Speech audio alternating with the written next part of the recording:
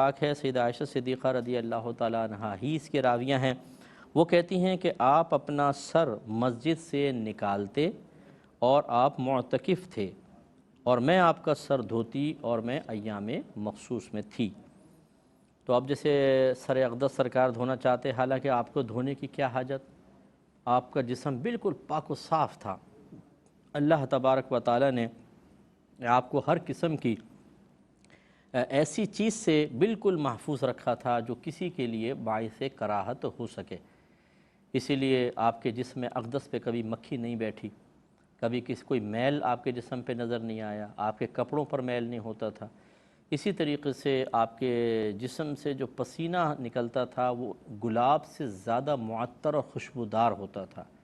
آپ کا لعاب دہن اقدس خوشبودار اور اتنا باکرامت تھا کہ کنویں کا پانی کھاری تھا، تو آپ سے گزارش کی گئی تو میرے آقا نے اس کنویں میں اپنا لعاب دہن اقدس ڈال دیا تو ایک دم شیریں اور میٹھا پانی ہو گیا۔ ایسا اللہ تعالیٰ نے اپنے حبیب کو بنایا تھا۔ تو اب یہ سر دھونے کی کیا حاجت ہے، یہ وہ تعلیم امت کے لیے ہے کہ اگر معتکف مسجد میں رہتے ہوئے اپنا سر وغیرہ دھوتا ہے یا اور کوئی عمل کرتا ہے تو وہ کر سکتا ہے۔ تو حجرے میں اپنا سر اقدس نکال دیا، سیدہ عائشہ نے کوئی برتن رکھا نیچے جیسے فرض کر لیں اور اب سر کو اچھی طرح دھو دیا۔ تو یہ ایک تعلیم امت کے لیے تھا۔ اور پھر اس پہ تو کلام ہو چکا ہے کہ سیدہ عائشہ صدیقہ رضی اللہ تعالیٰ عنہ کا یہ فرمانا کہ میں ایام میں ہوا کرتی تھی، اس سے ظاہر ہوتا ہے کہ جو ہماری بہنیں حائضہ ہوتی ہیں ان کے جسم پر حیض کی جو ناپاکی ہے ایسی نہیں ہے کہ چھٹ کر مختلف جگہ پہ لگ جائے، لہٰذا اس کا تصور رکھنا یہ جہالت ہوگا۔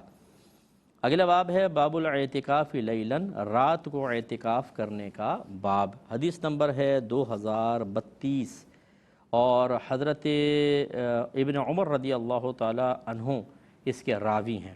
وہ کہتے ہیں کہ حضرت عمر فاروق رضی اللہ تعالی عنہ نے نبی کریم صلی اللہ علیہ وسلم سے سوال کیا کہ میں نے زمانہ جاہلیت میں یہ نظر مانی تھی کہ میں ایک رات مسجد حرام میں اعتکاف کروں گا۔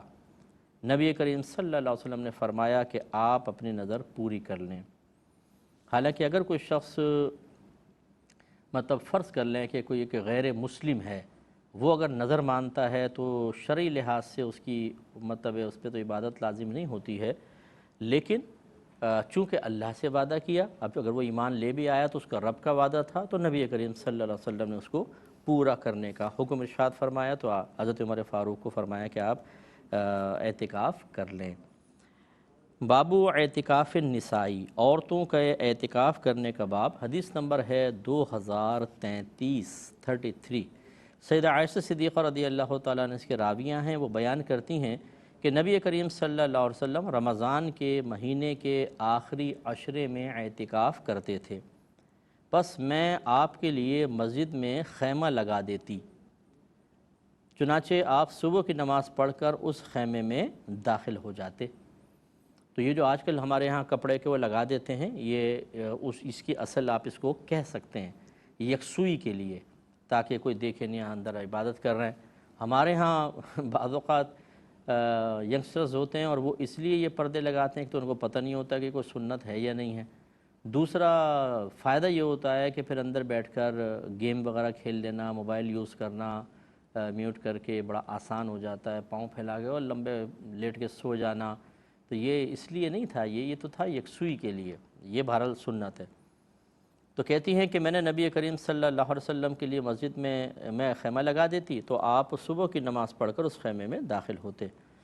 پھر حضرت حفصہ رضی اللہ تعالی عنہا نے حضرت عائشہ صدیقہ رضی اللہ تعالی عنہا سے اپنے لیے خیمہ لگانے کی اجازت مانگی۔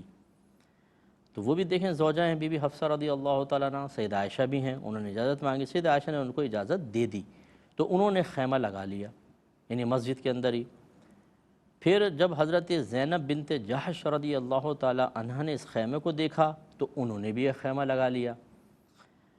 جب نبی کریم صلی اللہ علیہ وسلم نے صبح کو یہ خیمے دیکھے تو پوچھا یہ کیا ہیں، تو آپ کو بتایا گیا کہ جی زوجین کے ہیں، ازواج کے ہیں۔ تو آپ نے فرمایا کیا تمہاری رائے میں ان خیموں کو نیکی کے ارادے کی وجہ سے لگایا گیا ہے؟ پھر آپ نے اس مہینے اعتکاف کو ترک کر دیا، پھر شوال میں 10 دن اعتکاف کیا، اس کا مطلب یہ ہوا کہ دیکھیں اب یہ اس جملے کے اندر کہ تمہاری رائے میں ان خیموں کو نیکی کے ارادے کی وجہ سے لگایا گیا ہے، یہ کویسچن نہیں تھا، یہ آپ نے ایک تھوڑا سختی سے بیان فرمایا۔ اس کے دو پہلو ہیں، ایک پہلو تو یہ کہ ایک زوجہ نے لگایا تو دوسری نے لگایا، تو یہ ہو سکتا ہے کہ جو چونکہ ازواج مطہرات سرکار سے بہت زیادہ محبت فرماتی تھیں، اور جب کسی سے محبت ہوتی ہے، پیار ہوتا ہے، تو اگر کوئی اس میں شریک ہونے لگتا ہے تو دل میں تھوڑی سی اس کے لیے ناگواری سی پیدا ہوتی ہے، ناپسندیدگی کا لفظ زیادہ اچھا ہے، ناپسندیدگی سی پیدا ہوتی ہے۔ اگر یہ عورتوں میں ہو تو اس کو غیرت کہا جاتا ہے۔ تو یہ اکثر جب ایک شوہر کی ازواج ہوتی ہیں، امہات المومنین کا مقام تو بڑا بلند و بالا ہے، میں ایک عام عورتوں کی بات کر رہا ہوں، تو ایک اگر عورت کوئی کام کرتی ہے نا تو دوسری بھی کرنے کی کوشش کرتی، دوسری زوجہ، تیسری زوجہ بھی۔ تو ایک تو اس میں یہ پہلو بھی تھا کہ بی بی حفصہ رضی اللہ تعالی عنہا نے خیمہ لگایا تو فوراً زینب بنت جہش، وہ بھی زوجہ رسول ہیں، انہوں نے بھی لگا لیا۔ تو یہ سرکار سمجھا رہے ہیں کہ یہ اللہ کے لیے لگایا گیا تھا یا اس غیرت کی بنا پر لگایا گیا تھا، پھر تو کوئی نیکی کا ارادہ نہ ہوا۔ ایک تو یہ، دوسرا ایک پہلو یہ بھی علماء نے بیان فرمایا کہ عورتوں کا مسجد میں اعتکاف کرنا یہ نیکی نہیں ہے، کیونکہ اس میں فتنے کے اندیشے زیادہ ہیں، اور اسی لیے سرکار صلی اللہ علیہ وسلم نے پھر اس میں اعتکاف ترک فرما دیا، چھوڑ دیا اعتکاف۔ جو آپ نے چھوڑ دیا ہوگا ازواج نے بھی چھوڑ دیا ہوگا، لازم سی بات ہے۔ پھر سرکار نے شوال میں ایک اعتکاف مسجد فرما لیا۔ تو خلاصہ کلام یہ ہے کہ اس کا مطلب یہ ہوا نبی کریم صلی اللہ علیہ وسلم نے ازواج کے مسجد میں اعتکاف کو پسند نہیں فرمایا۔ اس سے بھی استدلال کیا گیا، اس سے بھی استدلال کیا گیا ہے کہ عورتیں مسجد میں اعتکاف نہ کریں، اسی لیے سرکار صلی اللہ علیہ وسلم وہاں سے چلے گئے۔ اگرچہ اس میں یہ پہلو بھی ہے کہ اگر سرکار وہیں رہتے تو تیسری زوجہ بھی، چوتھی زوجہ بھی ہو سکتا ہے کہ اس شوق ذوق میں کہ ہم نبی کریم کے ساتھ عبادت کریں، وہ بھی تشریف لے آتی ہیں، تو سرکار نے سلسلہ منقطع کر دیا۔ لیکن یہ پہلو بھی اس میں ہے کہ سرکار نے پسند نہ فرمایا کہ خیمے اس طرح مسجدوں کے اندر عورتوں کے لگیں، تو سرکار باہر تشریف لے گئے۔ تو یہ کئی چیزیں بیان کی ہیں شارحین نے۔ تو خلاصہ کلام اب یہی ہے کہ جب نبی کریم صلی اللہ علیہ وسلم نے اپنی ازواج مطہرات کے مسجد میں معتکف ہونے کو محبوب نہ رکھا تو عام عورتیں کیسے پھر مسجد میں اعتکاف کر سکتی ہیں؟ اس لیے امام اعظم رضی اللہ تعالیٰ عنہ کا مشورہ بالکل ٹھیک ہے کہ اگر عورتیں اعتکاف کرنا چاہیں تو اپنے گھر میں اعتکاف کریں۔ اگرچہ بعض لوگوں نے اس سے استدلال کیا ہے کہ دیکھیں نا، انہوں نے اعتکاف کیا تو اس کا مطلب ہے عورتوں کی اجازت تھی تبھی تو کیا، لیکن ہماری دلیل زیادہ قوی ہے۔ باب الاخبیۃ فی المسجد، مسجد میں خیمے لگانے کا باب، حدیث نمبر ہے 2034۔ سیدہ عائشہ صدیقہ رضی اللہ تعالی عنہا اس کے راویہ ہیں، یہ کہتی ہیں کہ نبی کریم صلی اللہ علیہ وسلم نے اعتکاف کا ارادہ کیا۔ جب آپ اس جگہ واپس آئے جہاں آپ نے اعتکاف کا ارادہ کیا تھا تو آپ نے دیکھا کہ وہاں پر خیمے لگے ہوئے ہیں۔ وہاں پر حضرت عائشہ کا خیمہ تھا اور حضرت حفصہ کا خیمہ تھا اور حضرت زینب کا خیمہ تھا۔ یعنی اب دیکھیں اس میں 3 ازواج اور کا ذکر۔ آپ نے فرمایا کیا تم یہ کہتے ہو کہ انہوں نے نیک کام کی نیت سے ایسا کیا ہے؟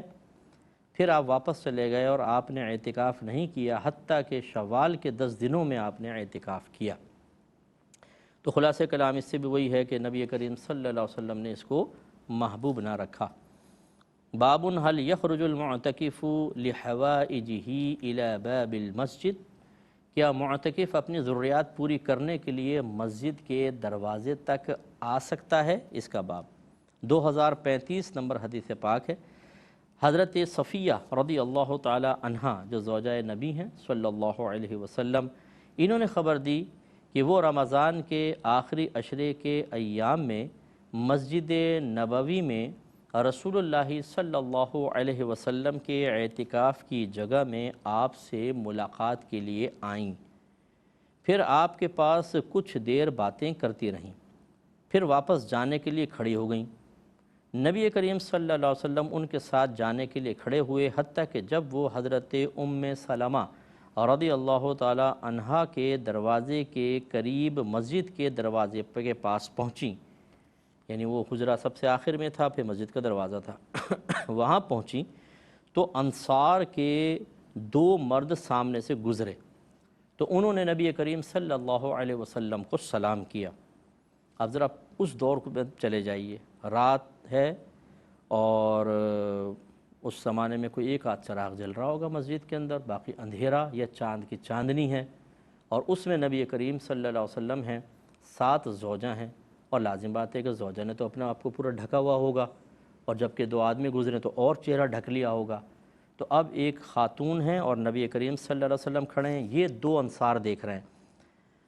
تو نبی کریم صلی اللہ علیہ وسلم کو جب انہوں نے سلام کیا تو آپ نے یقیناً جواب دیا ہوگا، یہاں درج نہیں ہے، فرمایا تم وہیں ٹھہرو، اور پھر فرمایا کہ یہ حضرت صفیہ بنت حوی ہیں، یعنی میری زوجہ۔ تو ان دونوں نے کہا سبحان اللہ یا رسول اللہ صلی اللہ علیہ وسلم، یعنی سبحان اللہ تعجباً کا یا رسول اللہ کہ آپ ہمیں بتا رہے ہیں کہ آپ کے زوجہ، ہم آپ پہ کوئی بدگمانی کر ہی نہیں سکتے، یہ بتائیے نہیں۔ ان کو ایسا لگا کہ یہ تو حاجت کی ضرورت ہی نہیں تھی کہ یہ کہا جاتا ہے۔ راوی یہ کہتے ہیں، راویہ فرماتی ہیں ان کو یہ وضاحت بہت سخت لگی، یعنی آپ نے بی بی صفیہ رضی اللہ تعالیٰ عنہ نے محسوس کیا کہ ان دونوں کو فیل ہوا کہ یار یہ گویا کہ نبی کریم صلی اللہ علیہ وسلم ہمارے بارے میں گمان کر رہے ہیں کہ ہم نبی کریم صلی اللہ علیہ وسلم سے بدگمانی کریں گے۔ تو یہ کوئی مطلب ایک ہوتی ہے ناگواری نفرت کے ساتھ، کراہت کے ساتھ، یہ وہ نہیں تھی۔ ایک ہوتا ہے کہ گلٹ فیل کرنا کہ ہمارے بارے میں یہ سوچا گیا، کیونکہ نبی کریم صلی اللہ علیہ وسلم سے کوئی ناراضگی کا یا آپ کے کسی فعل پر کراہت کا اظہار تو کوئی کر ہی نہیں سکتا ہے نا، کرتے تو ایمان خارج ہو جاتا۔ اس کا مطلب یہ ہوا کہ ان کی اپنی ایک کیفیت تھی جو ان کے چہرے سے عیاں ہوئی، بی بی صفیہ رضی اللہ تعالیٰ عنہ نے محسوس کی تو ان کو بیان کیا۔ تو فرماتی اور ان کو یہ وضاحت بہت سخت لگی۔ تب نبی کریم صلی اللہ علیہ وسلم نے فرمایا بے شک شیطان انسان کے خون کی جگہ میں پہنچ جاتا ہے، اور مجھ کو یہ خوف ہوا کہ وہ تمہارے دلوں میں کوئی چیز ڈال دے گا۔ اب دیکھیں کتنی پیاری بات ہے۔ یقیناً وہ صحابی جو ان کو یہ بات سخت لگی وہ ایسے ہی اچھے تھے کہ وہ بدگمانی نہیں کر سکتے تھے، لیکن نبی کریم صلی اللہ علیہ وسلم کی حکمت وہی نہیں سمجھ رہے تھے۔ یہ بات سرکار چاہتے تھے کہ آگے بیان ہو، جب بیان ہو تو لوگ اس سے سیکھیں۔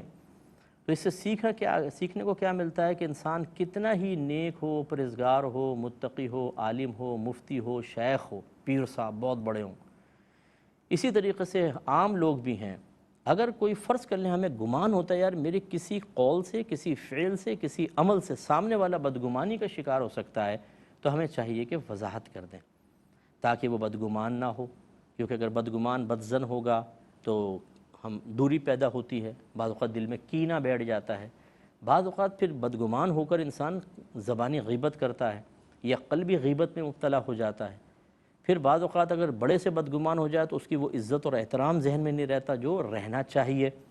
اس میں بڑے کا نقصان نہیں، لازم بات ہے چھوٹے کا نقصان ہے۔ تو خلاصہ کلام یہ کہ وضاحت کر دینے میں کوئی حرج نہیں ہے۔ مثال کے طور پر مثال دے رہا ہوں، ایک شخص چھالیاں کھاتا ہے، دوسرے نے کہا یار چھالیاں تو کھلا، اب اسے یاد نہیں رہا کہ میری جیب میں چھالیاں ہے، اس نے کہا کہ نہیں یار ہے ہی نہیں، ختم ہو گئی۔ اچھا جی، اب وہ چلا گیا جو مانگنے والا تھا، اس نے ہاتھ مارا تو جیب میں چھالیاں تھی، اچھا نکال لیجی، تھوڑا سا خود کھائی، کوئی بیٹھا تھا اس کو اتنے میں ایک دم وہ آ گیا واپس۔ اب وہ دیکھے گا تو کیا سوچے گا کہ مجھ سے جھوٹ بولا، مجھے نہیں دی، خود کھا رہا ہے، اسے کھلا رہا ہے۔ تو اب یہ کیسا موقع ہے، وضاحت کر دینی چاہیے، اور اس میں مطلب یہ کہ قسم نہیں کھانی چاہیے، بعض لوگ قسمیں کھانا شروع کر دیتے ہیں۔ اگر آپ کی بات کی ویلیو اتنی گر چکی ہے کہ قسم سے آپ کی بات معتبر ہوتی ہے تو سمجھ لیجئے کہ آپ کا امیج بہت خراب ہو چکا ہے، آپ پہلے کئی دفعہ اس کے اندر جھوٹ بول چکے ہیں، تبھی قسم کھا کر پھر اپنی بات کو آپ تقویت دے رہے ہیں۔ قسموں کو بیچ میں نہ لائیں، لیکن وضاحت کر دیں، یار مجھے یاد نہیں رہا تھا، میری جیب میں رکھی تھی، میں سمجھا ختم ہو گئی ہے، وضاحت کر دیں تو بہت اچھا ہے۔ اب اگر آپ جھوٹ نہیں بولتے تو وہ یقین کر لے گا، لیکن اگر ہم نے خود اب جھوٹ بول بول کے اپنا امیج خراب کیا ہو تو آپ قسمیں بھی کھا لیں تو وہ بولے گا نہیں مجھ سے ایسی گولی دی تھی مجھے اور خود کھا رہا تھا۔ خلاصہ کلام یہ کہ بہرحال آپ کا کام ہے بدگمانی کو دور کرنے کی کوشش کرنا۔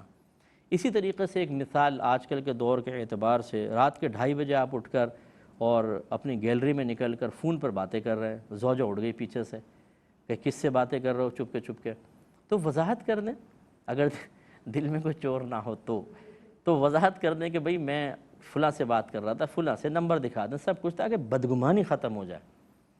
لیکن بعض اوقات شوہر ناراض ہو جاتا ہے، تم کیوں پوچھ رہی ہو، میں کسی سے بھی بات کروں، اگرچہ وہ ایسا نہ ہو، غصے ہو جاتے ہیں اور اسی میں جھگڑا بڑھ جاتا ہے، بیوی سوچتی ہے کیوں نہیں مجھے بتا رہے، اور یہ اس سے بدگمانی۔ تو اس لیے ہمیشہ یاد رکھیں کہ بدگمانی کو اٹھانے کا اہتمام کرنا بہت اچھا ہے۔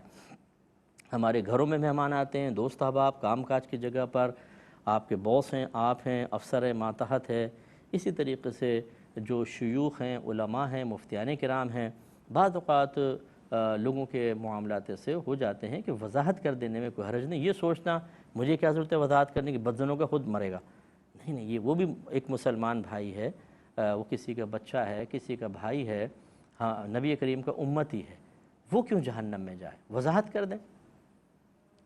اب میں جب شادی بیاہ میں جاتا ہوں نا تو بعض اوقات ایسا ہوتا ہے کہ میں خود تو اتارتا ہی نہیں ہوں، تو وہ شاگرد وغیرہ ہوتے ہیں کوئی یا محبت کرنے والا میزبانی، وہ یہ سوچتے ہیں کہ مجھ سے آپ تکلف میں کم نہ لے لیں، تو وہ پورا اس کو بھر دیتے ہیں۔ میں اکثر منع کرتا رہ جاتا ہوں، وہ سمجھتے ہیں عارضی کر رہے ہیں، تو بھر دیا جی۔ اب لازم بات ہے کہ سنت تو یہی ہے کہ اپنے پیٹ کے 3 حصے کریں، ایک حصہ کھانا، پھر پانی، پھر ہوا۔ ہم لوگ تو بعض اوقات بہرحال پانی کا بھی کھانے میں شامل کر لیتے ہیں، ہوا کا تو چھوڑتے ہی نہیں۔ تو خلاصہ کلام یہ ہے کہ وہ پلیٹ بہت بھری ہوئی تھی، اب مجھے جتنی حاجت تھی میں نے کھا لی، اب یہ تو نہیں کر سکتا ہوں خلاف سنت کھا کے بدہضمی پیدا کروں، تو میں نے چھوڑ دی۔